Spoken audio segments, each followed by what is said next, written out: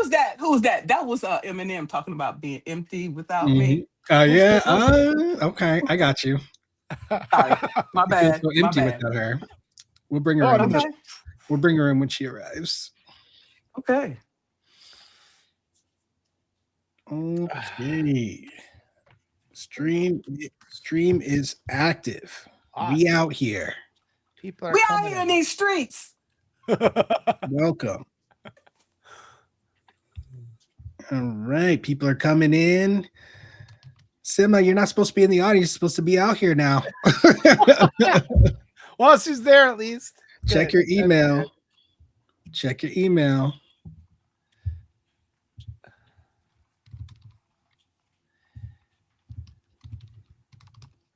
She's in the audience. All right, I gotta find our stream here. There we go. There's the I stream. can't see the chat, so Okay, I got the chat up here. I got it on a separate window on my other monitor, Margaret. So we got Sima, we got Simone, Kathy, Adaris, Jason, Jane, Kathy, Sarah. Welcome, you guys. Thank you guys for being in here. Sarah, welcome. We'll get started here in just a bit. The chat. Yeah, guys, feel free to, as we're having our conversation, if you have something you want to share or something you want to contribute, a question you want to ask, feel free to just put them in the chat. We are waiting for our fourth guest here. Let's see if Sima will join us. Sima, check your email. Click that link and you'll be in. in like Flint. Yes, these are all my favorite people, actually. I'm so glad that this is happening. Yeah, this is wonderful. I appreciate being with you guys. I just need the boost, like the energy boost sometimes. I'll do my morning ones and it's so nice to chat with the people in the morning, but then it's nice to talk to you guys too. And You mean Find to our tell me you center. didn't eat your Wheaties today?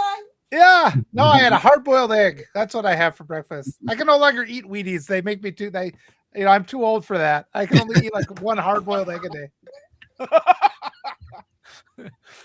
Yeah, no, I can't even look at chocolate. Margaret, you joined separately. Hey, Well, I Natasha. wanted to see the chats, but Okay. I got you. Okay. if it's interference, I'll cut it off. Okay, we don't need no distortion. No. You should Okay? you should be good. But I'm just gonna like remove you as a guest though. So did that do anything to you? Can you still see the chat? I don't need to check because you got it. Okay. Okay. All right.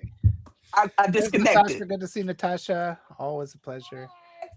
Hi. All right. Jason. Nice. Hi, Natasha. All right. Cool. So, all right, guys. Well, we're gonna go ahead and get started, and hopefully, Sima will join us. So, welcome everybody. Thank you so much for joining me here on the Contraband Wagon. If that's where you're viewing from, my name is Will Fullwood, creator of the Contraband Wagon, where I'm changing the conversation on race. And I really wanted to get these two and hopefully three people together to, as you can see, the title of this, which I did change, but it's similar, is sharing notes on the battle for a better world. Because I feel like the people that I've invited here are dead set on creating a better world, and their work reflects that. And I really appreciate that work that everyone's been doing. And I just felt like, sometimes we just need a chance, an opportunity to share what we're doing, where our mindset is, talk about our wins, talk about our frustrations, and just share notes on creating a better world. So that's what we're here to do. Our third guest here, Sima, hopefully she will be joining us soon. I'm just making sure I don't have any messages from her. No. Okay. So, yeah. Why don't you guys introduce yourselves for anyone who doesn't know you? Let's start with Margaret, and then we'll go to Walter. My bad. I didn't even put the title of my publication on there. Okay. It is what it is. Margaret Williams here. I am the author of the Empowered Leader publication. Okay. I help marginalized leaders stop surviving power systems and start leading with freedom, influence, and authority. Okay. Nice. Like each of us do here. That's why we are here today together. Word. Okay. And I went ahead and fixed your name. Check that. Perfect. Thank you so much. I appreciate you. No problem. I got you. All right, Walter, go ahead. Oh, hi everybody. It's so good to be here. I'd rather be writing and rise together. And it's the same sort of deal as we sort through everything that's going on.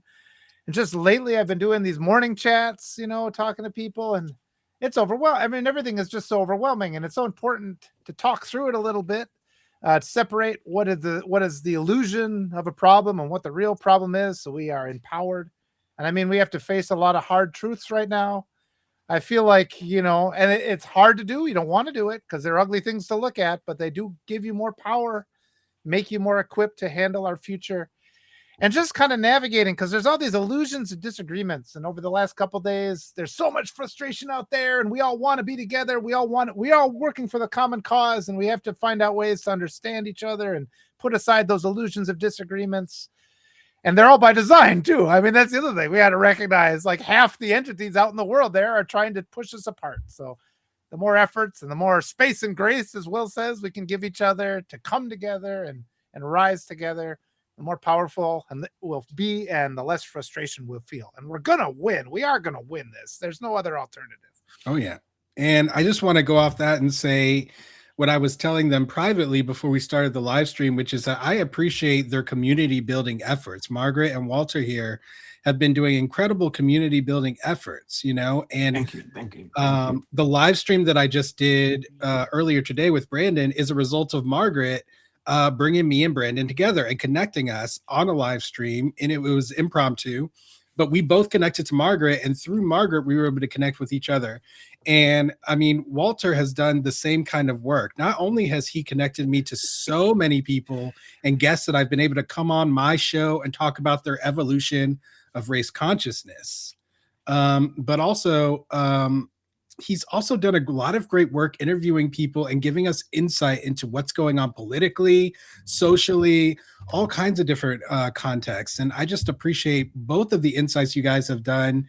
Margaret, your empowerment and your discussion of leadership, and the way that you kind of help people talk about what inspired them and what moves them to action. I love that. So yeah, thank you guys so much. Sima, why can I not get you in? What is stopping you? She should be able to, you send her the link in the direct messages, right? So she should be able to look in her direct messages. No. Oh, no? Okay. So if you go to your email, okay, if you go to your email, there should be a link there. And if you click that link, you should just show up. I should be able to see you, but I don't see you. You know what? Let me see if I can. So anyways, I'm gonna reach out to Sima here and see if I can get her in here. But in the meantime, while I'm doing that, Walter, why don't you start a little bit and tell us a little bit about any notes that your recent work has kind of like inspired you. You did a little bit, tell us a little bit, but is there any more that you want to talk about regarding like the work that you've been doing, how you've been feeling about it? What are your successes? What do you think has fallen short, and where you want to go in the future with your work and trying to create a better world? Yeah. Oh boy, there's so much. And it's like, everybody has to recognize we're in such a state of uncertainty right now. It's so hard to predict what's going to happen, and one of the things I've been trying to emphasize is that idea of an academic disagreement, where two people approaching the same problem from different sides. And we can't just force other people to adopt our way because they're seeing different things. And that's been a big one. And just trying to overcome, because I mean, we're indoctrinated in our society, like it's us or them all the time. And the reason is the extreme right is they're not even trying to work for a better humanity, right? So we get this kind of simplistic view of our reality. And so we instantly assume if somebody's not agreeing with us, it must be because they're the enemy. And we've lost sight of nuance, where it's like, like Margaret and I have majorly different perspectives on the world. And I learned so much from Margaret. And if I'll listen to what Margaret says and I'll try to implement it in my life, but it's not something I instantly just like can understand, and that's a part, like this evolutionary process of how we create a coalition together and we respect each other. And Will has said it too. You just have to lead with love. That's so important. But in the context right now, too, what we have is just that every day we get more and more of these messages of these child rapists. And, and I know particularly women have always been subjugated and oppressed in our society. And I can understand that anger, especially that women are feeling right now. There's Sima. Good to see you. So we have to navigate that extreme frustration and pressure that we're under right now, and maintain and know our allies, and help each other navigate these assaults. Well, there goes Sima. I was just going to wind up and let her speak, and then she ran up. So we have to navigate those assaults against our psyche and our emotions, and there are people that we can trust, people that, and one of the great things about Will and Margaret, is just like trying to establish more unity between different communities, diverse communities. It's so hard to do because there's so much mistrust. And I've tried to work on that and try to activate other white people, convert the things I learned into a language white people can understand, which is kind of my job, I feel. And it's just been an ongoing process. So I thank everybody for participating. Very nice. Thank you for all of that. Sima, welcome. You've made it. Can you hear us? I made it. I was trying so hard. I said, okay, I know I'm not that much of a doofus. You figured it out. You're here now, Sima. You're the opposite of a doofus. You're another one of my inspiring guests here today to talk about sharing notes on the battle for a better world. I'm so glad you're here. Guys, Sima and I met because we both create conversations on race. Okay. Sima has been creating conversations on race, and she's been working in DEI for decades, y'all. Over 4 decades. Wow. Yeah. So she has a lot of experience in the DEI space, a lot of experience working with people from marginalized communities, and helping businesses and organizations kind of make changes in order to bring more diverse people in to better serve their clients, or whoever they're trying to serve. And raceconvo.com is her website, y'all. So check it out, raceconvo.com. She has tons of conversations on there that she's had with amazing people on the subject of race.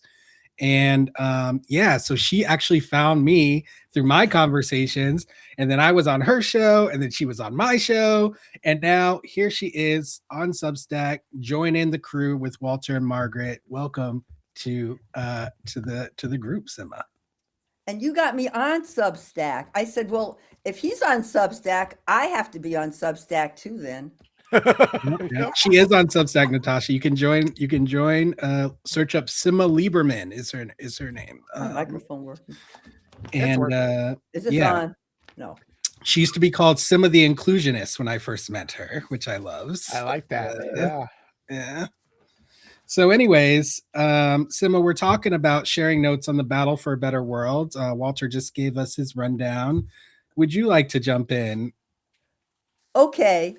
I would like to jump in and tell me so that I sound like I'm somewhat articulate. What is the context of the battle for a better world? Because it's ongoing.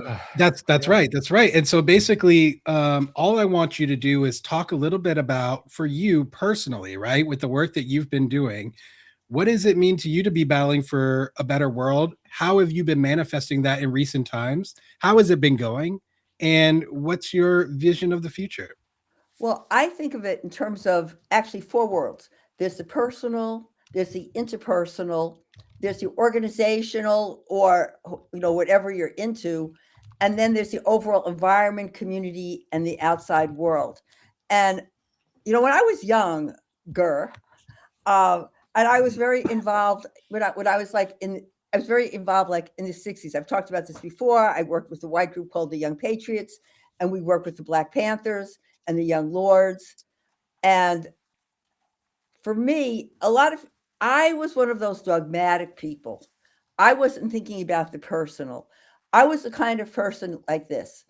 It would be like if somebody said they were depressed, how dare you be depressed? People are fighting for their lives. How dare you? And I wasn't thinking about how important the personal was. So for me, it's looking at who I am, how do I see the world, and how do I treat people? How do I act with people, and what do I do? And that's not enough, though, because some people will say, well, I just read about what's going on in Gaza and I've decided I'm going to be a better person. Who cares? I mean, the reality is, yes, you have to be a better person, but what does that mean? You know, it means you want to be a better person in a larger context. So for me, it's a personal. Then how do I treat you? Do I become a screamer, cancel? I was years ago, somebody told me about canceling. They said, you know, don't do that. You have to think about yourself as this is a war. And this was like in like 1970. This is a war. And in a war, you need everybody. And you can't afford just because somebody makes a mistake to just throw them away because you weren't always perfect either. And he said, think about it as if you were, and I've said this so many times. I hope I don't sound like, you know, just the same old story all the time, but it's kind of is the same old story. Think about it as if you're a slave running away from a plantation or a Jewish person running away from a concentration camp during the Nazis, and you run into people in town. What would you want to do? Would you want to start screaming and yelling at them so they turn you in? Or do you want to be somewhat neutral so they don't turn you in? Or do you want to develop some type of relationship with them so they see you as a person, they understand what's going on, so they hide you out? And I think that that's what we need to look at. I had somebody on my podcast the other day who he had written a book about his neighbor who was a Black woman who had been very active in the 60s, and they became really good friends. And he told me that the first election, that he was always a lifelong Republican until I think Hillary Clinton. But the point was he had not had real relationships with any Black people before. But by hearing these stories, getting to know this woman and being open and being part of a community, he sends me this picture of him, you know, at No King's Day. And he said, yes, and I am one of those ultra left-wing, whatever they call them, left-wing revolutionary terrorists, or whatever it was. And he was joking, but that's how he became, because somebody took the time to talk to him. So I think it's the personal, the interpersonal, the environment, like how do we spread the word? And then overall to the whole world, because it's not enough. I mean, I live in Berkeley, so everybody's like, yeah, I'm, you know, no kings, blah, blah, blah, blah. But you can't just stay in your own neighborhood. So I know I've gone on a long time, but I see Margaret clapping. So hey, you know, no, Margaret, you're encouraging my verbosity. Great, Margaret's so great. You know, yeah, Will and Walter know. I could just keep on talking. Well, right now, you're talking to my heart, and I really appreciated what you had to say there. I agree wholeheartedly. Margaret, it looks like you were enjoying it. Why don't you tell us for yourself about the work that you're doing to help create a better world and where you see your work going now and in the future? That's a good question, Will, because my evolution started from the womb, okay? And so from what I'm seeing, as the world turns, okay, I have to evolve as well continually.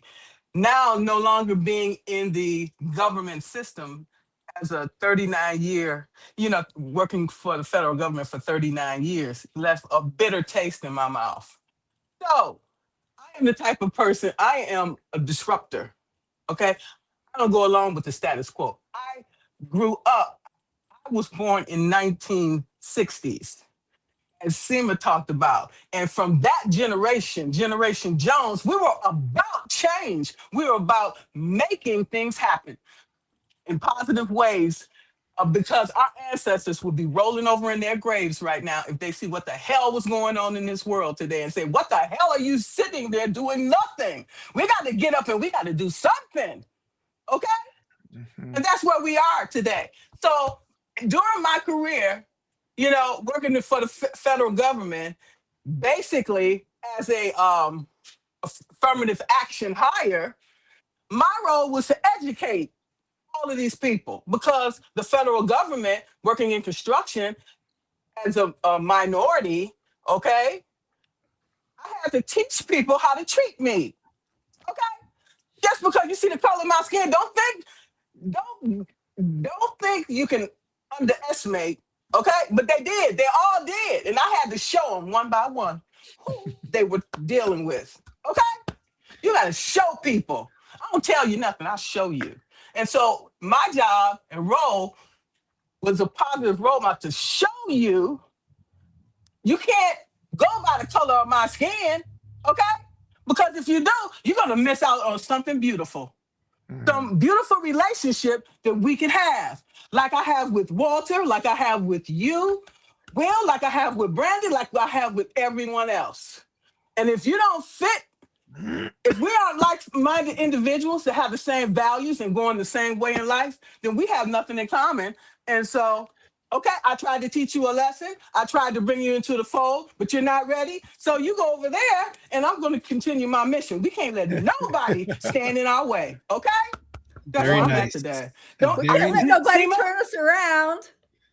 Yeah, because I can talk too. So I'm going to pass it over back to Will.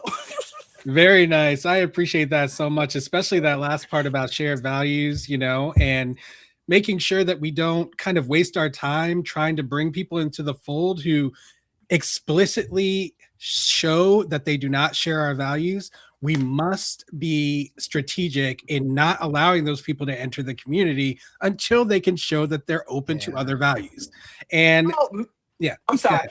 We cannot allow them to penetrate our lives either, because they will take us off our path. That's We right. cannot allow that. No. Under no circumstances. And, I'm sorry. I know you were going to say something to Walter. So sorry, Walter. Hope you don't mind. I just want. I mean, I agree, and I think that, but it doesn't mean that people can't change. But it takes an ex-hater. There's a group called Life After Hate. They're the ex-haters, and they've turned around. Those are the people who can reach people who are like sort of haters or whatever you want to call it. We're not going to reach those people. We got to reach who we can reach, and they will reach who they can reach. Precisely. I think that's a really good point. And, that kind of came up in my latest guest on my show. It was Pup Morningstar. You could check that out on my page. We had a really great conversation. He was somebody like you, Walter, who grew up in a small rural town, almost exclusively racialized white people. And he was taught to bully. He was taught to use violence. He was taught to put people down, and he was raised that way and indoctrinated into white supremacy. And ultimately, he told me that, in his teenage years, he had a moment of revelation where he reflected upon the person who he was currently and the person who he was becoming, more importantly for him. He could see the person that he would be in the future, and he didn't like that person. And that was a real shock to his system, right? To think about the person you're going to become and not liking that person. I mean, that's basically, that means you got to rip something out at the root, and he realized that. And from that moment on, he became curious. He started educating himself, and he started transforming. And his story is just really gives me a lot of hope and shows me that, just like you said, Seema, it is possible for people to change. But again, I don't think I would have been necessarily someone who could have catalyzed that change in him, right? While he was fully immersed within that environment. And, not everyone's going to be like him either, who are going to be curious after recognizing that internal dispute, right? So, it's just going to take it's going to take everybody, a whole village, And just before I forget, let me say this. You made a point. You have to take it out at the root, because if you don't take it out at the root, it's going to return. That's exactly right. Yeah. And I want to say, starts with ourselves. I'm sorry. No, it's good. That's always good. Yeah, that's right. I just want to say too, Margaret, what you just said, because my wife often says the same things you were saying. It's like, you don't know who you're messing with, because my wife always gets underestimated, being from South America. She's just like, nope. And she's got this thing she does. I've never seen any other person, but she'll just observe, and I'll watch her, and she's watching a situation. She'll just be like, and you can just see, it's like my children, I guess, are the same way when they're just like soaking in the information. She's just looking around, letting people talk. All right, taking notes, and then go forward from there. So there's a lot of resistance that is that kind of behavior. It's the resistance is internal, and it's just, you make that decision. I'm going to take notes of what's here. I'm not going to fall into despair. I'm going to use the power that I have and the mechanisms available to me I'm not going to be frustrated. I'm not going to worry it doesn't happen as fast as I think it should happen, but I'm not stopping. And what Will was saying before too, yeah, my experience was the same as that. And because our family, we just would insult each other. And it's like when you're a kid, you're like, well, that hurts. And then you're like, oh, then you'd make yourself think, oh, this is an expression of love when people say mean things to me. And then I respond with a hateful comment too. And then I had a point in my life. Yeah. And I had a point in my life. And it's like, well, I'm driving away all the good people and I'm stuck with all these awful people. So I have to change this. And then it makes all the awful people that are your core group, that everything in the United States tells us that we have to value our venerated traditions. Oh, that nuclear family is always right. You must be wrong if you're objecting to the way they're treating you. So it's like, well, I guess, and it takes a lot of audacity to just say, I guess that whole mechanism is wrong. I guess absolutely everything everybody's saying is wrong. Like I would have so many people, it's like, you need to repair your relationship with your father. You know, he's your father. It's like, you don't know anything about me. You don't know what he did to me. And it's like, what if I said he did this and this and this? Well, and then some of them will just, they don't concede then. They don't ever sit there and say, absolutely, actually, I don't know what I'm talking about. They just persist with that indoctrinated rule. And so it takes a certain amount. I mean, it took me a long time. I was in my 20s. I mean, you're just frustrated because as young people, we're developing into who we're going to be. And you have to grow into your own maturity and your own power. But then hopefully you get to a point where you can spread that and encourage and help other people feel validated. And I think that's where we're at today. That's where we're going. Nice. Sima?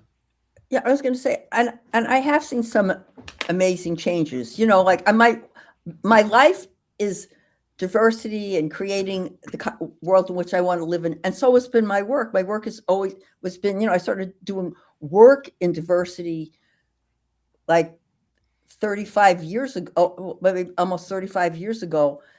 And I have seen some major miracles. Now, when I first started, I wasn't probably as kind as I could have been, but in my work and the way that we brought people in, I saw people say, I mean, I had like there was this one white guy in my group. I was training with this other guy who was an African-American guy, my friend, my late friend Gar. And there was a guy in our class, it was almost all white, up like in Idaho or somewhere like that. And most of the time he had his arms crossed, and he would, we heard him make a joke about white power, and we're going, oh my God.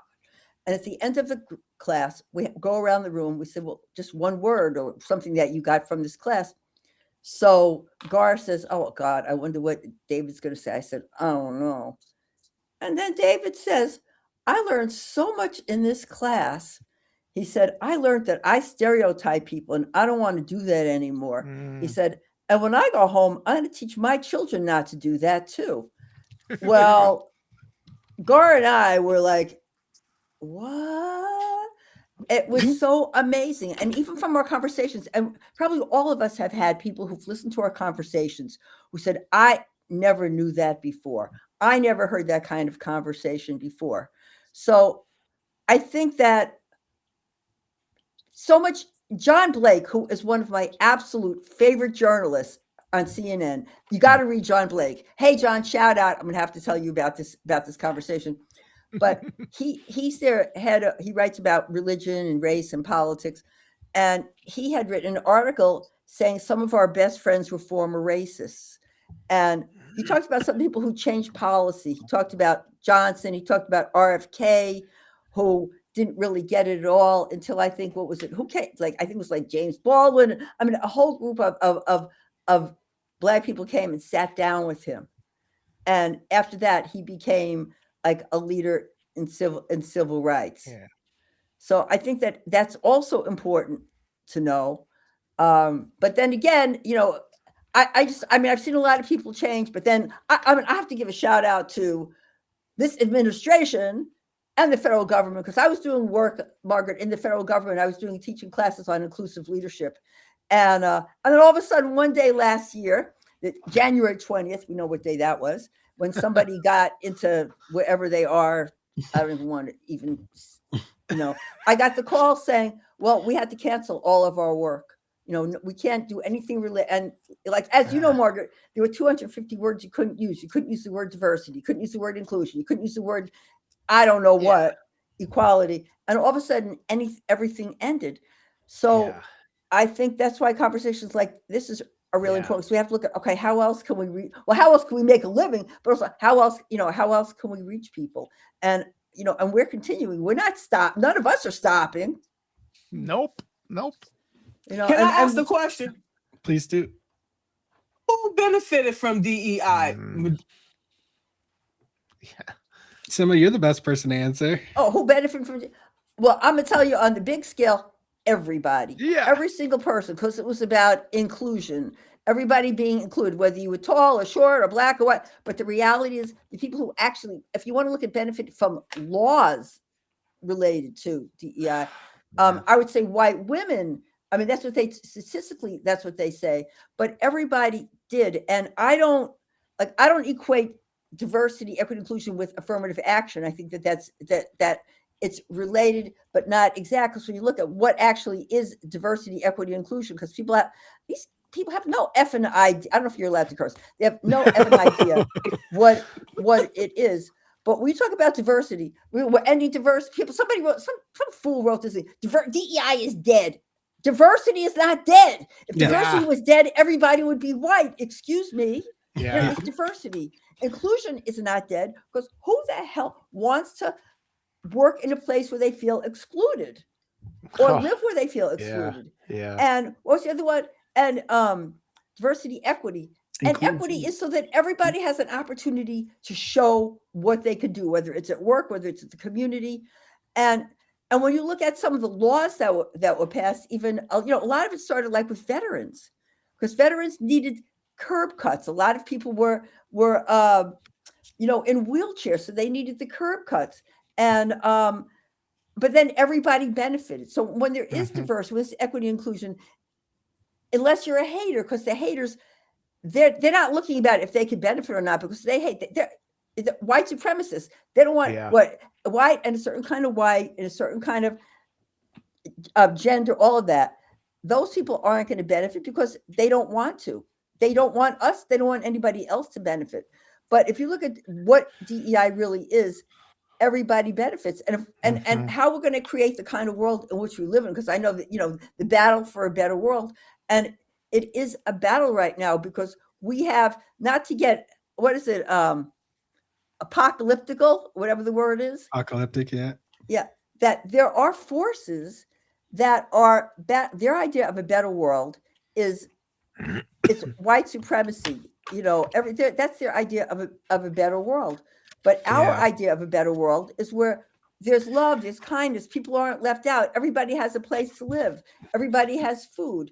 And it's a battle. It is a battle. They talk about the battle for hearts and minds, and it is a battle for hearts and minds, because we have these people. They don't want everybody to have a place to live. They don't want people to have food because they think it's taking away from them. Like, now, what do they do? I mean, okay, come on now, really. They're like, we're trying to give money to people who are victims of white genocide. Well, white genocide may be white people committing genocide, but they're looking at white genocide as all the white people in South Africa are all being killed by the black people. Well, white people still own more property in South Africa. And most of the white people that they offered didn't even want to come to the United States. They had a few, but these are probably, I would imagine those people who really didn't have anything, and they thought they were going to get like a better deal. And then they're looking at please report any issues of discrimination against white people. Yeah, the EEOC put out a memo about that. Equal employment. Wow, why is that escaping me right now? Equal Employment Opportunity Commission. Geez, I don't know why that was escaping me. White people. They put out this whole video being like, if you're white and you've been discriminated against at work, please reach out to us. Mm-hmm. Yeah, and my cousin actually works for them, so I haven't talked to her about that yet. I have to reach out to her and find out, like, hey, what do you think about this? Well, but yeah. Actually, my friend Shane. Oh, go ahead, Sima. Oh, I'm sorry. No. You have to shut me up. I'm sorry. Yeah. I Walter, love this conversation. So just shut me up. I don't feel bad. It doesn't hurt my feelings.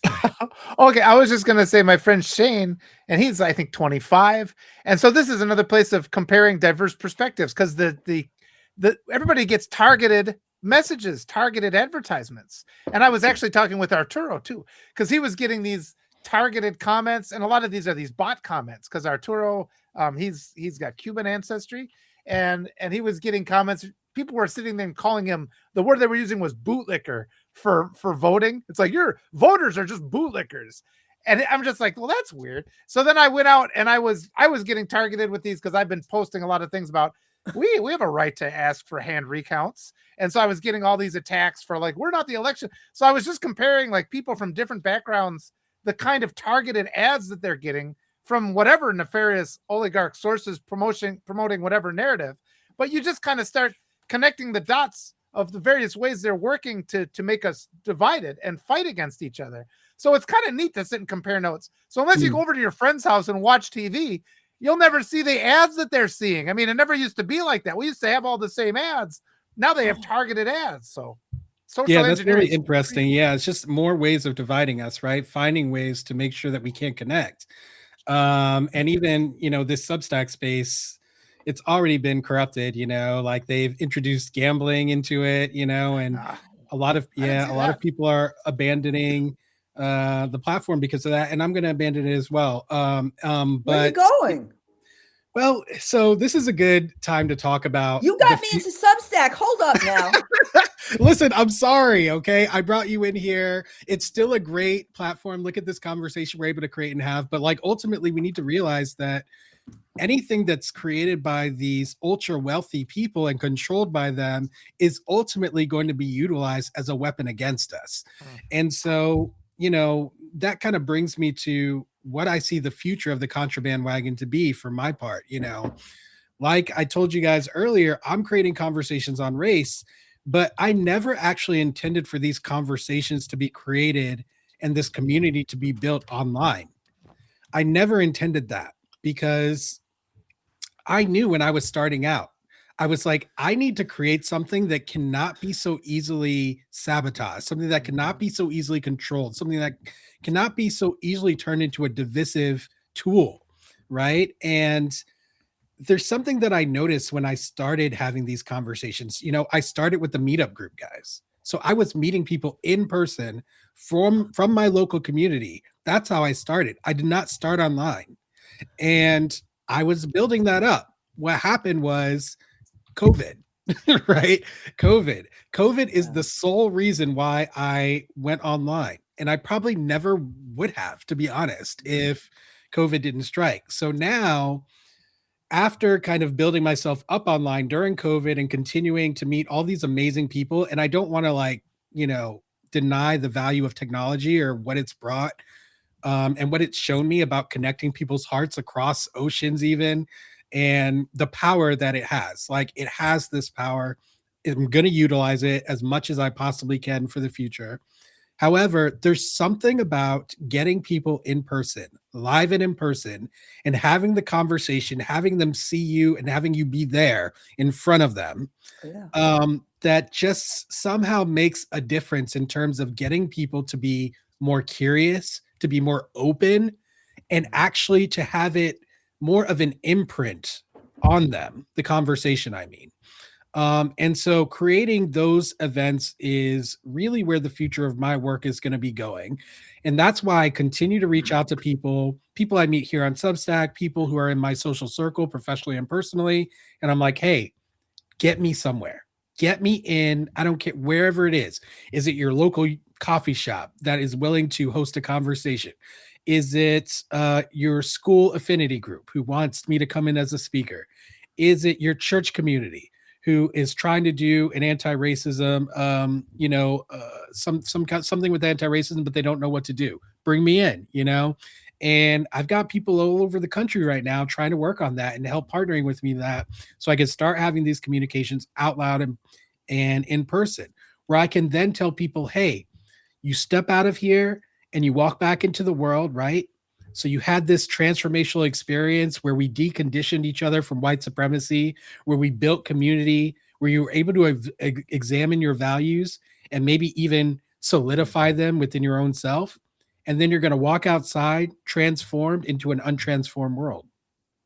And you need to be prepared for what all the backlash you're going to receive and whatnot. But you also have to remember now you have support, a community of support that you can reach out to you, that you can get that empowerment that Walter was seeking when he joined the convo today. And that's what I want to create, is little pockets of transformation that can then create people who can go out into the world and make change in their own social circles. I do think it's much harder to do that online, because most people who are experiencing this online, they may, I find that they often can translate it to other people online, but not offline, oftentimes, because online is just different than offline. It's just a different way of being with each other. And I just think that everyone needs to try to take what they experience in these conversations and bring them out there. And ultimately, I am going to do some online seminars as well. That's part of my plans for the future. However, the online seminars are actually a way for me to get people to take action in person in their own lives. They're literally only meant to be a catalyst for that purpose. And so, yeah, for me, that's the work that I'm doing and I'm building right now. I'm really excited about it. I've got other people enrolled and excited about it as well. And that group of people keeps expanding. The last person I spoke to is this guy, Chris Alfonso. He does philosophical dialectic education and just incredible work that he's done. And I saw him, because I saw him on a YouTube channel with Amanda Seales. I don't know if y'all are familiar with Amanda Seales. Yeah. Yep. So he was a guest on her show, and I reached out to him. He was like, "Oh, I think it sounds like we're doing the same work." We had a Zoom call. He's coming on the show soon, and he's going to help connect me to Amanda Seales too. So maybe I could get her on the show. And so it just breadcrumb by breadcrumb, we're following each other. We're building this community. And then I'm going to get my whole actual person and body into these communities, speaking to people face to face, giving them a chance to decondition themselves and experience all the emotions, grief, fear, shame, everything they need to experience in order to open themselves up to a possibility of a new and better world. So that's me. You are really inspiring me, because I always, you and I have talked about that too. Because I love doing things in person. Because hey, I was around before the internet, so we did not have a choice. We didn't even have group phone calls in those. You know what I'm saying? But and you just gave me an idea, because I just noticed the other day that here where I live, there's several different coffee shops and places like that are having community discussions on different topics. So I got to talk to you about that, about how to approach people. But because who knows the importance of getting people together in person? The right. Did you read the book? I would encourage you to read the book Mind Fucked. It's Mind F*SCKED. It was about the first Trump administration. And it was a guy, I think it was a gay guy. He wrote this book from Canada because he had been involved in this, in the data scraping. And then I think he had like a guilty conscience. They were just young people involved like in data scraping. And what could we do? What could we do? How could we, without thinking about what they were doing. And they scraped all this data like from Facebook and everywhere else. And but long story short, what they did was then they started creating fake meetups. And the meetups were about, they would send, like they had all these white guys, Facebook posts, Facebooks, and you have to read the book. And they send out these ads, and the ads were like fake news. It said something like 90% of jobs are going to Black people. White men are losing their jobs at 80%, whatever it was. And then if you're upset about this, come to this meetup. And it was like fake meetups with fake groups. And after a while, though, what ended up happening was they didn't have to do fake meetups. People were doing it on their own. And so, and that's one way that really helped Trump get elected, doing all of that. And what you just said reminded me of that what you're talking about doing is because you understand the importance of face-to-face and in person, and getting people into that, I don't know what you would call it, like into that whole vibe of love I and call it change. resonance, Sima. I call it resonance. There is Or- a resonance that happens when you get people together that doesn't That's really right. occur often outside of that. Well, It's a that's human right. thing, you know? Because, like they say, you have a lot of riz, and you can get that riz to create some resonance. Yeah. Risen resonance. I'm gonna call that the name of my show. Margaret, go ahead. Love it. I just want to say I commend you all, but I will not be putting myself out front and center like that. You know, I remember when Martin Luther King Martin Luther King was stabbed. I'm not going to put myself out there like that, because then you're opening yourself up for more attacks physically and things like that. And so you have to have security and safety in place, because as many people as there to support you, there's going to be people there that want to take you down as well. So you need to take these things in consideration and plan accordingly. That's Yeah. such a good point, Margaret. Yeah, go ahead, Walter. Oh, I was just going to say too, you should talk to libraries too. I've done that selling books in the past. Libraries are really open to this. Libraries will even pay you. And actually, we should continue with our book project. We could. Oh no, we lost Margaret. We lost Margaret. We'll get there. We'll get there, Will. But yeah, I mean, if we do our book project, then it's like we're selling this book. You'll have something like for people to be involved in, and then libraries would be more open to it.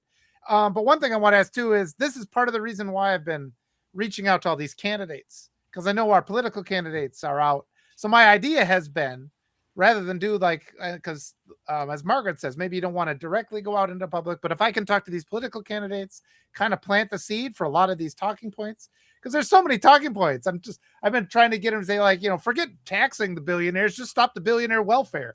If you take that out on it's like, stop giving free taxpayer dollars to billionaires. Why should we have to fund it every time their businesses fail? Democrats should be saying this. That's a kind of argument that works really well in a red area. You can take basically every single Republican argument, flip it around so it becomes a progressive argument very easily. And it's just empowering our Democratic, because they're so encapsulated where they don't even ever talk to working class people. But maybe I can take another step, and maybe a couple of these I can be like, hey, you want me to come on tour with you? I can get the crowd warmed up for you. Let me talk to them for 5 minutes. They know I can speak pretty well, or endlessly. if they'll let me do it, I'll just stay there. That all would be. night. I mean, I could totally see you in that role, and that would be incredible. I would love that. Yeah. But there's one thing I want to say right now, and I think it's important based on what everyone just said right now, which is, guys, everyone has a role to play. Everyone doesn't need to be front and center. Everyone doesn't need to do that. Listen, I decided, it took me months to reflect upon whether that's what I wanted to do or not. I never had any intention of putting myself front and center, and like literally everything I've ever done is put myself front and center. I started out as a child musician performing, putting myself front and center. Then I became a teacher, putting myself front and center in a classroom, and panel discussions. And then I became a lawyer, trying to put myself front and center in a courtroom, and then and now here I am hosting my own show, put myself front and center and talking about going on tour all around the country, putting myself on stage. Right.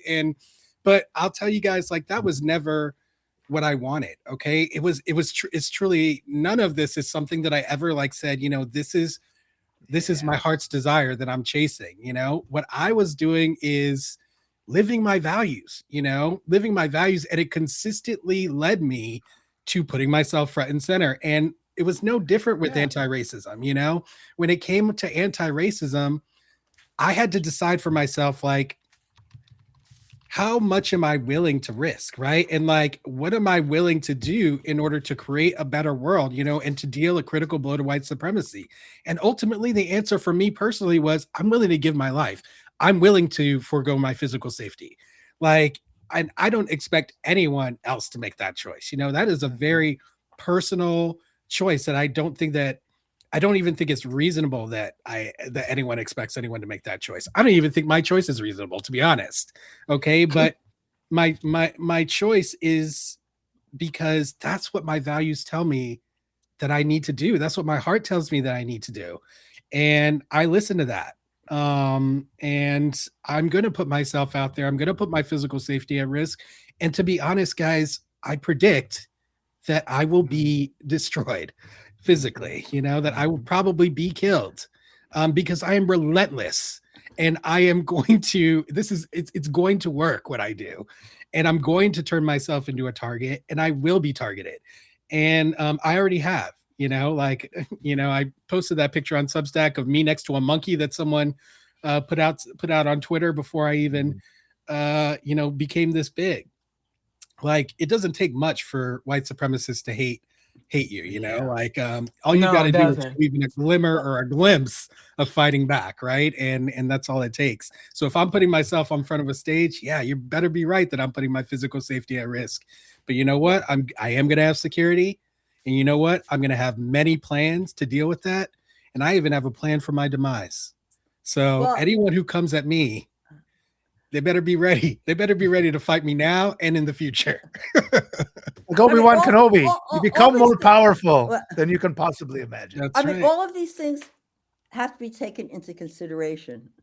And at the Mhm. same time, it's a little bit bigger than that. I mean, I'm much older than all of you. So, well, maybe not much older, but let me say this. With age become wisdom Hmm. and experience. But I mean, like, I go with the people that I work with, we had people who were killed. I mean, we had a lot, numerous people, but it doesn't mean that that's what's going to necessarily happen.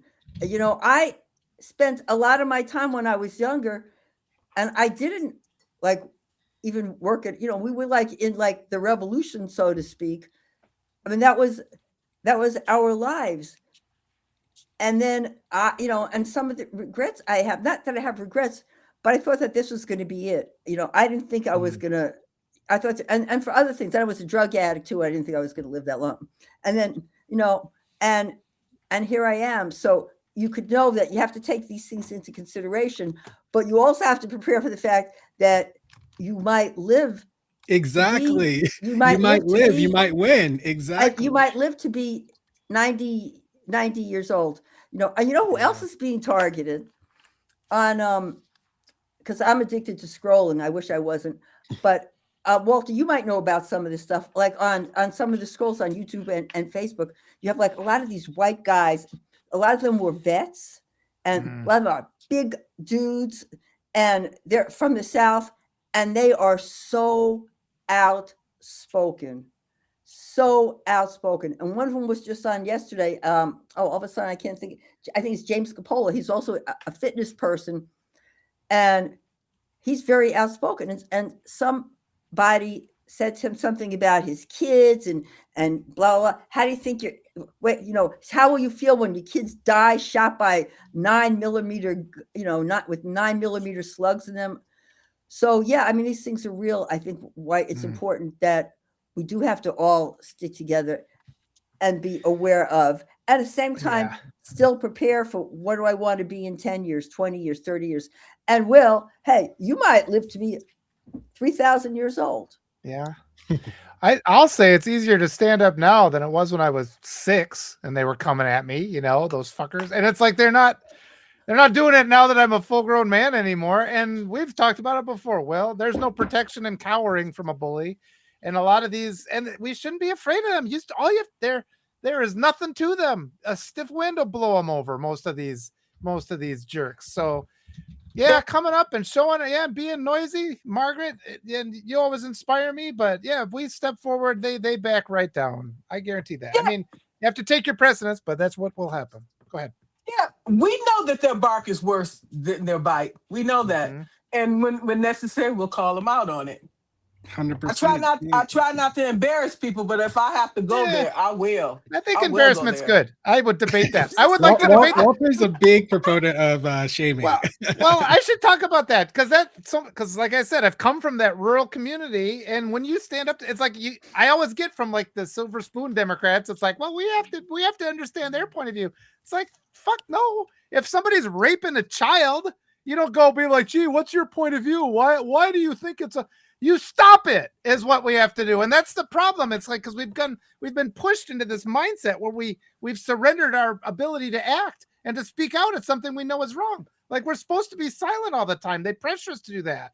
And humiliation, like if somebody would come and pull the president's pants down, boom, that'd be the end of him, you know? They, And and it's they just like, find nothing. They pull his cast down and find nothing. Oh, wait yeah, a minute. nobody my wants to South- see that. South Sorry for that Park. mental image. Yeah. I just want to say they say he wear diapers, so nobody wants to see that. Oh gosh, yeah. But But it's, you know what? I'm going to say something. I'm going to say something that's very controversial in these parts. I am not anti-billionaire. I I wouldn't am. mind being a billionaire because after losing so, hey, I'm available to be hired right now. I mean, after this administration cut off a lot of the, but oh, I'm not anti-billionaire. I'm anti what a lot of the billionaires are doing with how they got the money and what they're doing with the money. Because we have some people, like I talk about our billionaires, like we have this guy running for governor. I don't know who I'm going to vote for. Yeah, his name is Tom Steyer, and he gives billions of money to different social justice causes, and he's been very active in social justice. And the other billionaire, I'll talk about our billionaire, George Soros. I have admired George Soros ever since I first heard of George Soros. But we know who hates George Soros. Those people, they hate because they don't want people who are billionaires to be able to be giving them money and helping to fight them. So Yeah, I'm not against billionaires because I'm against what people are doing I hear now you. I hear you, Sima, but in order like, to maintain their wealth and to not give a crap about anybody else, which is what we're seeing. but ultimately, Sima, that's how all of them get their wealth. Like all of them, including George Soros. Like the way that billionaires make their wealth, there has to be a certain level of not caring about the impacts of what they're doing. And George Soros made his billions off of shorting, off of a catastrophe in South America. Like there was a catastrophe and he was able to profit off of it, right? And like, even though like he didn't directly hurt people and he tried to do good with his money, right? He profited off of chaos I'm not here to support Billy or anything. I don't want to get into discussion about how people got the money or anything like that. But I'm just saying, it's much bigger than that to me. It's much bigger because there are all these people who support, like we know who's running a lot of the show here. Mhm. Those people, Yeah. and then there's the people who follow those people. Yeah. And it's how they and how they use their money to control the media, and they don't care. It is like that is it is apocalyptic because they don't care about. They don't see people as human beings. Yeah. Right. We're at the target of this economic war, and just us living in poverty makes us easy to control. So yeah, there is like the case of, I call it just performative charity, where they give enough. And I was comparing it to just love bombing, like just enough so you don't recognize how evil they are. It's like, oh, and here's something. But yeah, it's like where are all the ones out there sponsoring my Substack newsletter? None of them are doing. They can't even do that much.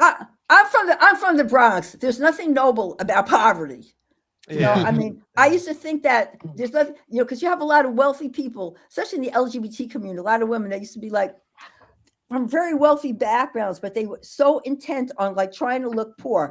And I said, who is going to pay for the flyers? Who's going to pay for the events? We need that money. Somebody's got to be able to pay for a lot of these things. So there's nothing, not that my family was so poor, but sometimes like we didn't have any heat or hot water sometimes because, they didn't fix the boilers. Hey, nothing noble about that. Don't want it.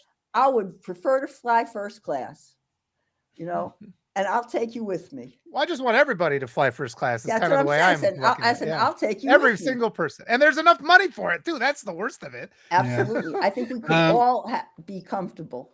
Yeah, we definitely could all be comfortable. I still stand on what I said about billionaires. Jason, you wrote, not all billionaires are evil. My friend Ashar Aziz became a billionaire right before Dr. Dre, and he is a good man. Listen, I am not trying to say that billionaires can't be good men or women. Okay. I'm not seeing any of the chats here. Where do you see it? I don't know. I'm in I have a separate window here, but guys, that's not what I mean. I'm not talking about these people as good or bad people. Okay.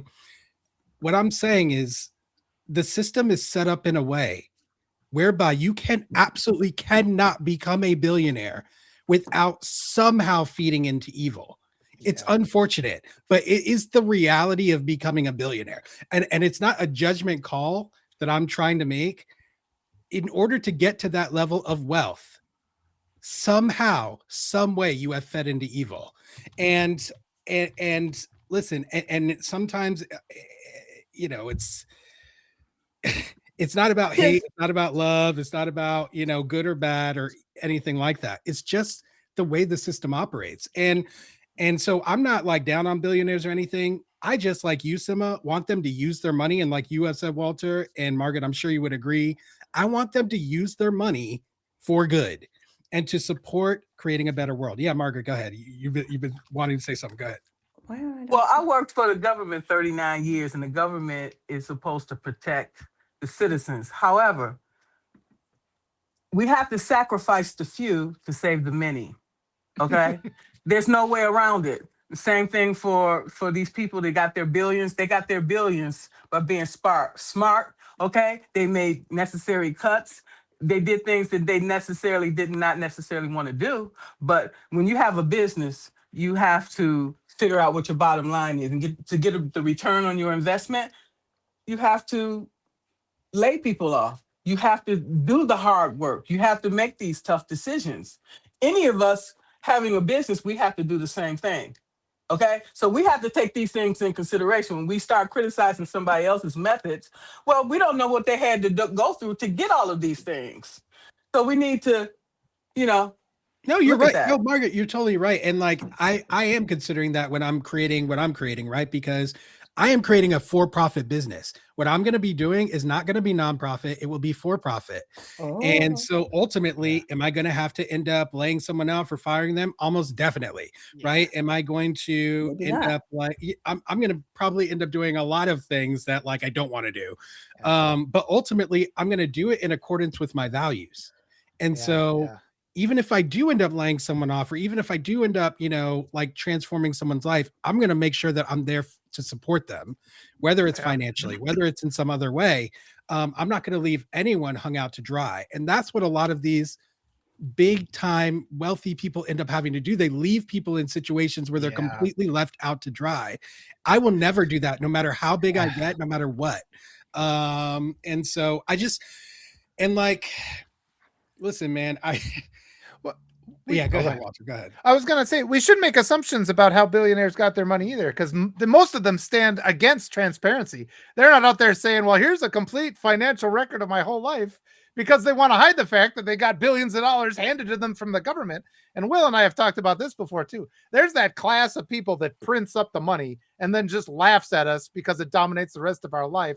And then we somehow have to pay them for printing up the money that is worthless, and we have to chase after. Like, money doesn't exist, everybody. Money's a lie, and it's like nobody earned that shit because it doesn't exist, right? So they funnel it to themselves and use it as an excuse to torture us, and then justify by saying, well, I made all these cuts. But I've had a business too.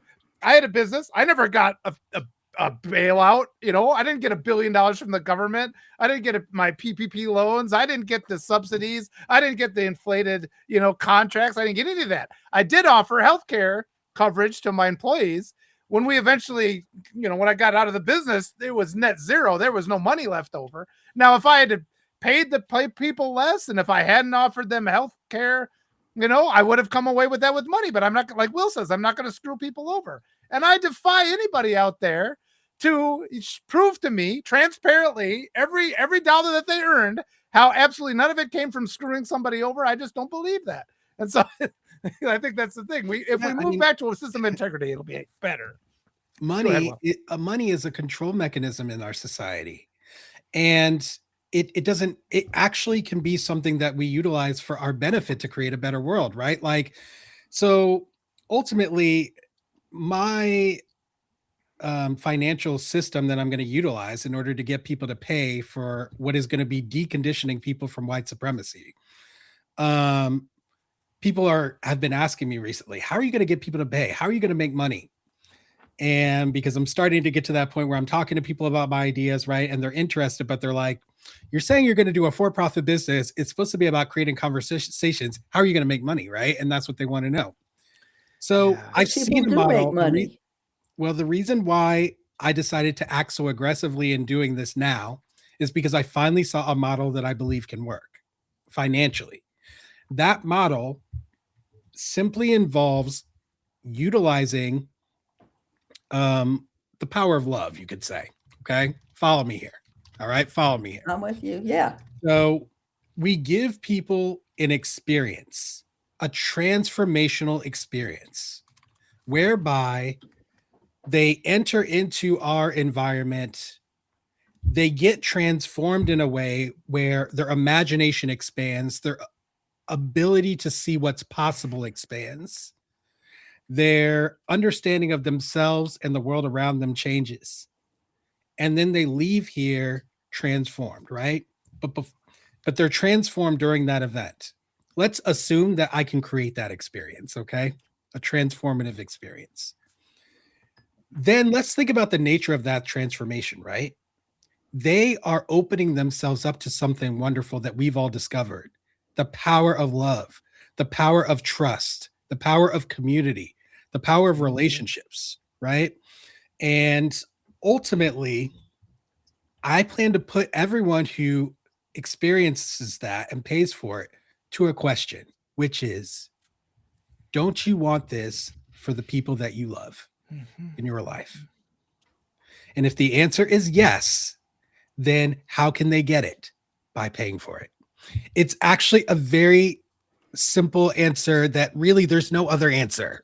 Okay. And so if the experience has the impact that it's supposed to have, and the question is put to them, that is a very powerful thing that then is inside your mind that, hey, I had this transformative experience. That experience is sticking with me.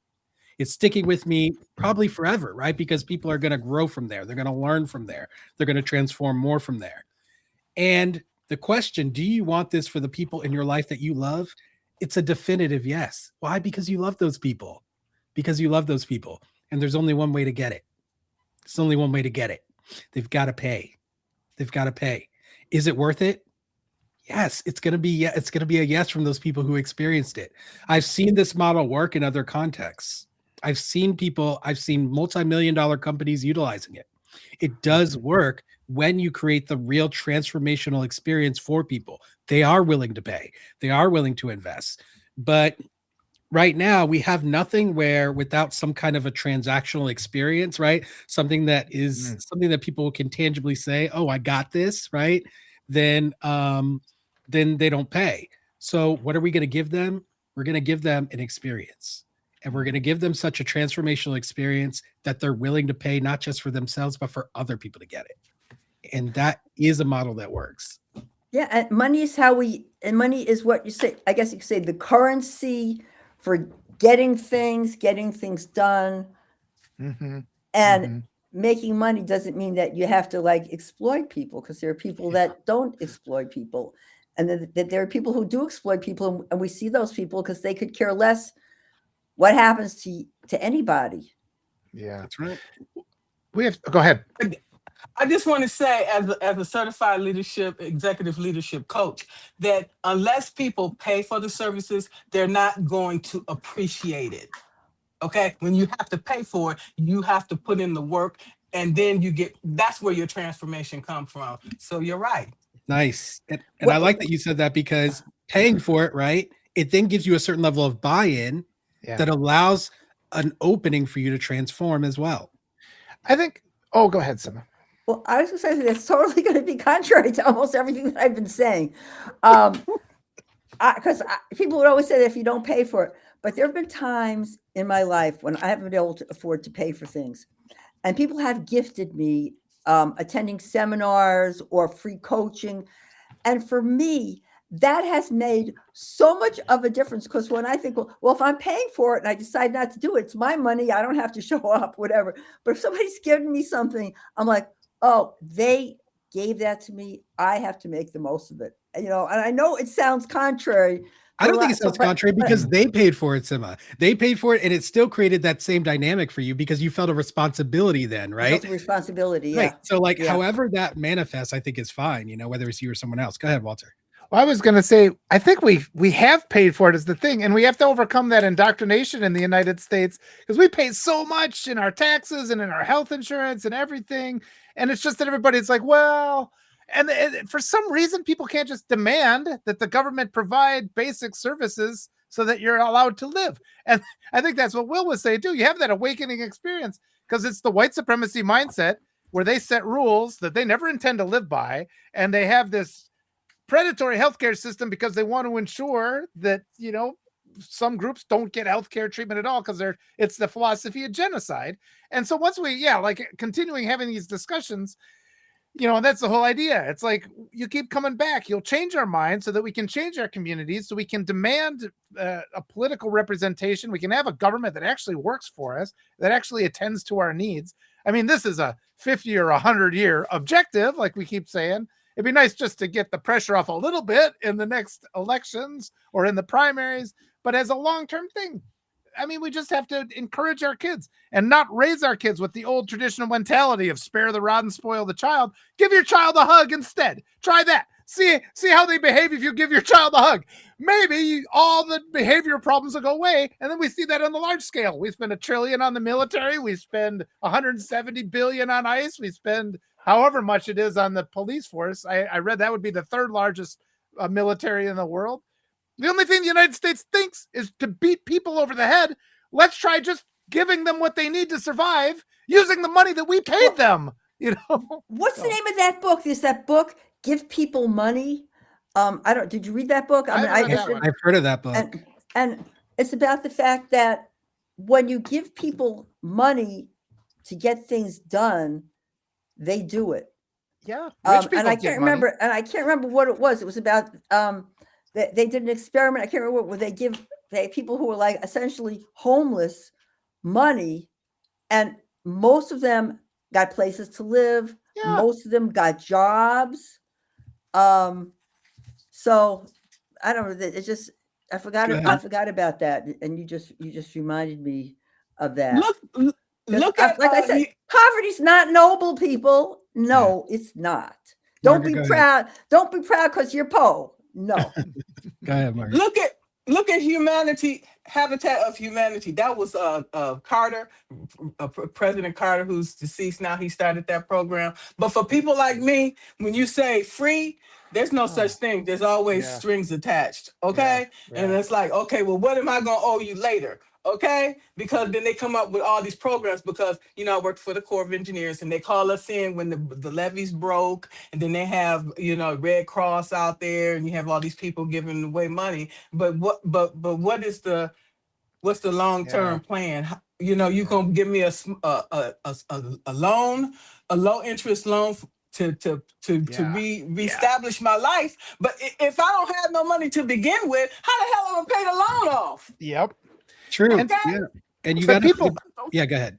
Well, people have no comprehension how much free money is given to billionaires, though. It's just sort of like no strings attached, nothing. They can just shovel in them billions, like 95% of all the wealth of this country is just handed over to these asshole billionaires. They go out and rape kids, and then they turn around and tell us that there's something wrong with us. I mean, that's the situation we're in. It's so There's sick. plenty of money there. It's just twisted and sick, and like, you know, it's really a good point, Margaret, that you were making there about, you know, about money. Money is a difficult part of this revolution. You know, it's going to be a very difficult part because ultimately capitalism, the system of capitalism, is a big part of why we're in this situation to begin with. And so, you know, money is like it's necessary for our movement, but it has a long history of being utilized for oppression. It has a long history of being utilized for dehumanization and for violence. And our country has embraced all of that. As you were saying, Walter, we've invested heavily in violence. And so we're surprised when our environment is full of violence, right? But like, we've invested in it. Let me ask you something. When you talk about the gun laws, okay, we know the Republicans is never going to disarm their arms. And I really don't blame them because I'm the type of person, if I had a gun and you come to my door with some crap, I would probably use it, you know? So that's why I have one. That's right. Listen, I think So people should protect themselves 100%. Yeah, Like, I believe in mean, self-protect. I believe in I'll be protecting self-defense. myself as well. I'm not going to use guns because I'm totally against guns. Like, personally, guns are a weapon to kill, and I don't plan to kill anyone. Even if I'm in a situation where I need to protect myself, I'll protect myself without killing. You could use Jump poison to- darts. You could use poison darts. I think about that. But we shouldn't jump again. Don't jump to Seriously. the argument. Don't jump to the argument of taking guns away, because that's the right-wing argument. No. The National Yeah, I don't want to Firearms take them Act- away. Listen, the Well, some National people- Firearms some Act, people. after the St. Valentine's Day massacre, they passed the National Firearms Act to restrict your right. You still have the right to own a machine gun, like an automatic weapon. And this was like 17. The National Firearms Act, you can still own one of those guns. It just has to be regulated. You have to have the permit. So there is plenty of gun restrictions we can do that doesn't infringe on gun ownership, because there has Right. not been a mass shooting with a machine gun since the St. Valentine's Day massacre. It's been 90, 100 years now. It's a very effective. I've used this argument against gun rights people before, and they get really angry at me. But it's just like, yeah, you don't have to take the guns away. Follow the same model as the National Firearms Act. It's very, very effective. And they knew the last person to update it was Ronald Reagan. For a while, the current guy, he made the bump stocks illegal. That turns semi-automatic into effectively an automatic. And he made it illegal, and then he repealed that. File down But, the sear pin. Yeah, but you don't have to repeal. You don't have to take guns away. All you have to do is regulate them, like we regulate bombs and alcohol and cars and everything else in society. But you know what? But could I say something too about that? That one of the issues is that we are a gun society, which is, when I say that, it's a gun mentality society of how do people solve problems? We have a mental health issue. We have that in this country, people solve problems with fighting, guns. I mean, all of that. Yeah. And then nothing happens to them, and I think that that's part of the problem, that it was a different mindset. I mean, I lived in Oregon a long time ago, and everybody had guns. People didn't go around shooting each other, but the way that the society has come is that I feel disrespected, I'm going to kill you. I want this, I'm going to kill you. I don't like what the teacher said, I'm going to kill you. And because that's how the culture of this is. If the culture was different, because the culture is different, people wouldn't own as many guns. If the culture was different, people wouldn't think to just go out and just start shooting people. Yeah. I mean, because for real, I mean, there have been times when I've been so angry and I say, thank God I don't have a gun with me at this very moment. But and then there's some people I think, I'll say, God, why are they still alive? They should be unalive at this point. But I just think that we have a problem. It's more than mental health. It's just a way of might is right. I mean, the way that they're like, well, we don't like what Iran's doing, we're going to go bomb them. We don't like them. What kind of deficit mindset do you need to have to think that every way you solve problems is by killing people? Yeah. You kill somebody, you grow 20 more murders. Yeah. That's right. Like, what's up with that? We do. We get that instead of healthcare. Yeah. And another thing that's important to recognize is that the white supremacy tactics constantly change. They got their think tanks. They figure out what things they can leverage. And you see the grievance. I mean, once they started to develop these like the Armalite, the AR-15 and things like that, the whole argument of pitching the Second Amendment as like a protection against a tyrannical government is nonsense, because the tyrannical government is going to roll over you like the fucking tide. They're going to come to your house and murder you. And it's always been a lie. This idea, we get these more and more, and they're totally happy with kids getting shot in schools because Republicans hate schools. I mean, they're not changing anything because they want that to happen. They allow the kids to get murdered. And we've been seeing this, and it's the same group of people that, surprise, they've been raping kids that they've been trafficking for the last however many years. We don't even know. But yeah, they've been seeing these advancements in technology and what guns can do. They've been leveraging it. They've got their think tanks, the same people that wrote Project 2025. There's all this stuff happening in the shadows. And then you talk about it, and people are like, oh, you're being a conspiracy theorist. I'm more likely to get dismissed. Even if there are 3 school shootings that day, Well, that's a problem. That's a problem. Oh, you're making too much of it, they'll say. I don't think I am. Have you ever been there? Have you ever seen a dead child? It's sort of like, that's what Will says too, just like the lack of integrity, the lack of compassion. And it's just, how do we get through to that? How do we get through? I don't It's know. a lack of compassion. And also, when I was growing up, I mean, I don't know how old you are, but Will, you're like 38, right? Something like that. 42, but yeah, 42. I close. keep on forgetting. But when you were growing up, probably when I was growing up, there wasn't people got shot. I mean, I was engaged to somebody who was murdered. I had friends who were shot, but there were people who were involved in, not that they shouldn't have been shot, of course, but it wasn't as much people getting shot for GP, for general principle, or general practice. And so if somebody was shot, it was a big deal. Everybody knew. I mean, but we had like different things in those days.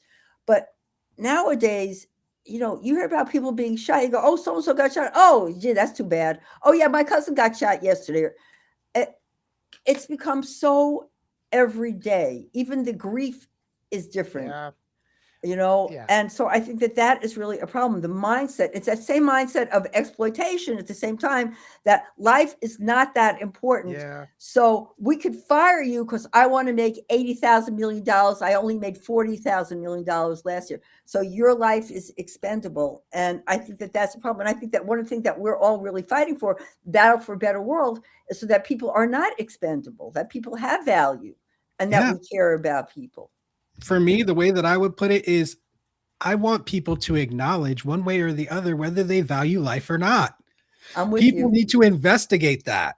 Okay. Like, people have been coasting by without investigating their own values. I'm not going to allow it any longer. Margaret, go ahead. Okay, 637,000 Black women lost their job last year. I don't know how many will lose their jobs this year because of these cuts, because of using AI and all these automated systems. So what are we supposed to do? Okay, how are we supposed to pick up the pieces? How are we supposed to feed our families? How are we supposed to fund our retirement and our children's education? Yeah. These are the questions, man. And this is why we need to build community, so we can support these people who are losing their jobs, who have sacrificed so much to get in these positions, who have worked so hard, given so much, and ultimately that's part of what I want to do. This is why I'm running a for-profit business too, because I do plan to use the profits in order to do this kind of community support work. It has to be, it has to be a part of the work. And I just feel like a lot of people who are doing this work in the nonprofit space or otherwise are finding a lot of barriers being put up for them to do that.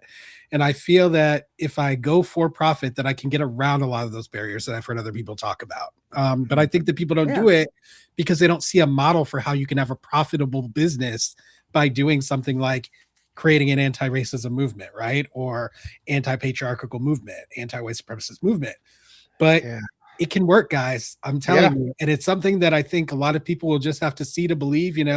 I've always been a pioneer and on the forefront of a lot of stuff. And I'm just grateful to the people who are supporting me financially right now and who believe that I can make this come to fruition. So thank y'all. Well, I was just going to say, there's a lot. I mean, there's headwinds right now because the enemy has control of the purse strings and they're using it to steal. I mean, we're seeing the theft from the future of America every single day. So there's just no money left over for kindness, and there never has been. We've talked about this before, Will, where there's always endless money for people like Joe Rogan or Charlie Kirk. They get millions and millions of dollars to walk around and preach hate. There's no money for decent people. So the first step, though, I mean, we have to look at this as a bigger plan. Like, the first step is just surviving this year, surviving until we try to claw back a little bit of more power. And then after that, if we can get decent people in the government, where they can start funding these programs, like the DEI programs, like Sybil, where people that are actually qualified can get the jobs, so that we don't have midair collisions, because you got a bunch of drunken white dudes who, lived with their mom until yesterday trying to land the planes. So it's the problem is they don't want to pay us for our expertise and our knowledge. Yes. And that's the reason why I retired, because I'll be damned if you're going to disrespect me. Okay? Correct. That's not going to happen. And it hurts everybody. Yeah. Exactly. I mean, did you ever think that being kind and having empathy was going to be considered an act of resistance. Yeah. They call Well, it and then toxic the other empathy. thing too is that, you know, people say, well, yeah, that like the ICE people. Well, they don't hurt. They're kind to humans. They're kind to Right. humans, like the Nazis were kind to humans, to people who they considered humans. Yeah. But they don't consider anybody who is not white or has Yeah. an accent or has darker skin. They're not human. So we don't consider people like, you know, it's like the Germans did that when they made Yeah. Jews into rats, and they're doing the same thing. So if you don't consider somebody a human, you're not going to have empathy, but you're going to think of yourself, I'm so empathetic. I love my children. Yeah. I'm sure Nazis love their children too. ICE love their children, whatever they consider love. But when it's just a regular 2-month-old child. Oh no, we lost her. Shoot. She'll be back. She'll be Because back. she's She's getting on, heated up she there, on too. fire. Okay. Yeah. You bet. Sorry, we She's lost off you. the fire. But when it's a 2-month-old child, that's not white. You're not You consider know- that they don't consider them a human being, so it's okay to pull them away from their family. Or if somebody who is not white gets killed, Yeah. that they're not a human being to these people. I think white supremacists have a contorted version of what they think love is. And there's all these, like the torture they'll subject their own kids to, thinking, and they justify it. They say, well, it was the spare the rod, spoil the child thing. So in their mind, they think they're being good, but all they do is abuse children. That's all they do. The whole entire right-wing philosophy is child abuse. That's the only thing it is. White supremacy. I don't think there's anything redeemable of it. Having lived through that, being grown up in that kind of situation, and that's why I get kind of hot when people are like, well, you need to understand their point of view. It's like, I lived that for my whole life until I fucking escaped and nobody came to help me. Where are the people coming to help? Let's go help these kids so that they're not being abused by these white supremacist monsters who they're willing to kill monsters. us. Yeah, they're bad. It was my own family, Yeah. okay, that turned against me. I was the black sheep, okay, and I was ostracized. So I made a point that I am going to help other marginalized Yeah. individuals to reach their goals, okay? Because nobody was there for me. I got no free lunch, okay? I had to pay Yeah. all the way, okay? So I am going to help those individuals, okay? If they are willing. If not, then you have to move out of the way and let us do Gosh. our Yeah. job, okay? And I have the 'Cause we- exact same. Yeah, I have the same mindset, Margaret. You know, because ultimately, a young man who I've known since birth. You know, he's a child of a really good friend of mine and brother. And I saw his child recently, and his child is now 14 years old. And he says, Mr. Will, why do you do what you do? Which no one really asked me, like, why I do it. You know, he said, why do you do what you do? Why do you have these conversations? Why do you have your podcast? I said, you know why? It's because I want to create a better world for you.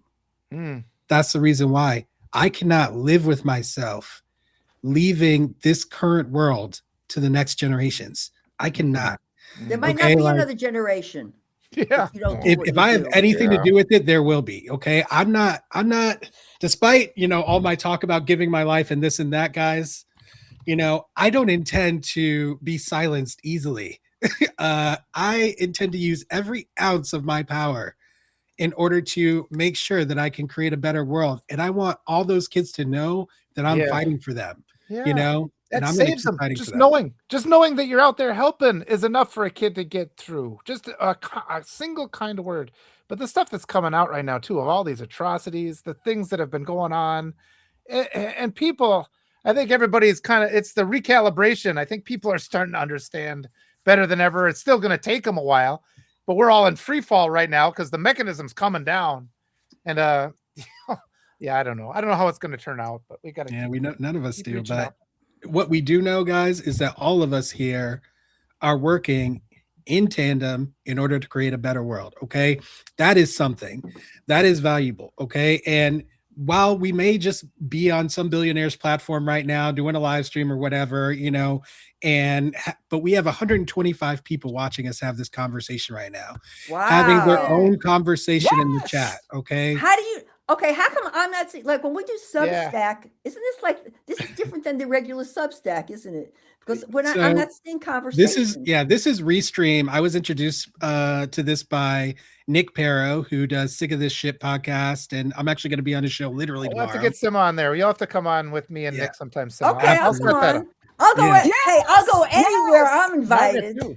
Yeah. Yeah. Almost. And Yeah. this is it's just a really nice setup for me to easily like get you all in here, right? It's just you click of a thing, right, and get in here, and I can stream on my Twitch channel and Substack at the same time. So I'm talking to my Twitch chat here, and I got my Substack chat over here, but Sima, don't be so hard on yourself, because like it took me so long in order to figure out what the heck I was doing. So I need anything. a class. Walter just sent a link. I think, click on that okay, link. You should be able to see the live you stream. all need to teach me a class, because like Marcus, you all have it so together with the the Substack. It I just don't know if you feels have it. that way. I'm saying I don't know if you have it so together in your life. I'm just saying you have so together on the Substack. Yeah, that's it too. Yeah. Oh, the tech stuff gets me every time. It seems like too. But I have to say, Will, I discovered you. I made the first. I made the first outreach. I found Will on Twitter. Nice. Yeah. Yeah. Well, thank you guys he so invited much. me to be with to be with the rest of you. Yeah, I'm just glad I discovered all of you, and I'm glad that we were able to come together for this discussion. Guys, the reason why I created this is because all of these people here are working to create a better world. We have to support each other who are doing that work. All right. Please support Margaret. Subscribe to her Substack. All right.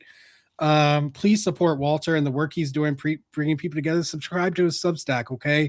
And please support Sima and the work that she's doing. Subscribe to her here on Substack. And also, if you feel like it, you can, I pay every month for Sima to support the conversations she's having on race, and I try to support as many people. Like, I don't even have a job, y'all. Okay. I don't even have a job. Wow. And I'm still giving tons of money away all the time. If I'm able to do it, anyone's able to do it. Okay. Like, and how do I do it? Is I sacrifice other things. All right. It's the way that it works. I'm investing in the things that I believe in and the people that I believe in. Go ahead, Sima. No, I'm frozen. I don't see. I clicked on that link. You're not frozen. You're not frozen for us. Oh no! Turn that link off. Sorry, that might have been too confusing. How do I shut that link down? We can still see you. Just well, we're about to end. Don't worry about it. But listen, I want to give you guys a last chance to get one last word in. Let's go, Walter, Sima, Margaret. You bring us home. So Walter. Oh, Sima, it's always so wonderful to see you. I appreciate your thoughts, and there's so many people I love talking to, and you're one of them. I need more time. And the same thing is true, Margaret. I always love to see you in chat. So we'll just keep it rolling. We'll find spaces. And if I happen to see you guys in these little talks I'm doing, just don't hesitate to say, hey, invite me in, and I'll chat with you then if we can spontaneously do it. And thanks, Will, for setting this up. It's been wonderful. Of course. I didn't know you could do that. Okay, so you could just say invite me. Well, I want to say thank you so much. I mean, okay, you guys just stimulate me so much. And I'm I spent a lot of time, in my office by myself. So I don't get to actually talk to like brilliant people like you. So you could, but like I said, you could always tell me, hey, calm down now. But no, we need your energy. We need your talkativeness. I like it. You're great. But because hey, you just make my day. This has just made my day, and now I'm like real enthusiastic about the next moment. Yes. Since when I woke up this morning, I'm like, yeah, too late to go to the gym. I don't do anything. Okay, but now y'all got me, feeling like really optimistic. Good. I'm so glad. And Margaret, what about you? I am truly honored, and I am blessed to be here today and to have this relationship with Will and Walter. And now Sima, I'm going to be in contact with you, okay? You got fire, okay? So me and you are like-minded too. So we all have to come to figure out how to come together, okay? for the I'm bigger, down. for the greater good. Okay. And I love everybody that showed up here today. And I'm grateful to you, each and every one of you. Thank you so much. Thank you all. I'm also grateful, guys, so much for my guests today and for everybody in the audience. Thank you all for giving your time to us and for sharing this space with us. And I look forward to seeing you guys again. Okay. And we'd love to have, if anybody out there, okay, if you're hearing this conversation, you feel like you have something you want to add, we'll bring you in. Okay. Just DM me. I'll help set it up. Okay. I'm setting up these conversations all the time. Creating them in my own social circle, though, is also something I'm doing. Okay. And I encourage you guys to do it as well. I'll continue to write notes about these conversations I create in reality. Unfortunately, a lot of them don't go a lot of places, but that's also informative, right? So come be part of the conversation, be part of the community, support us. And we love you guys. Be well. Take care. So long, everyone. Have a good rest of your day. Bye. Bye. Thank you. Thank you so much.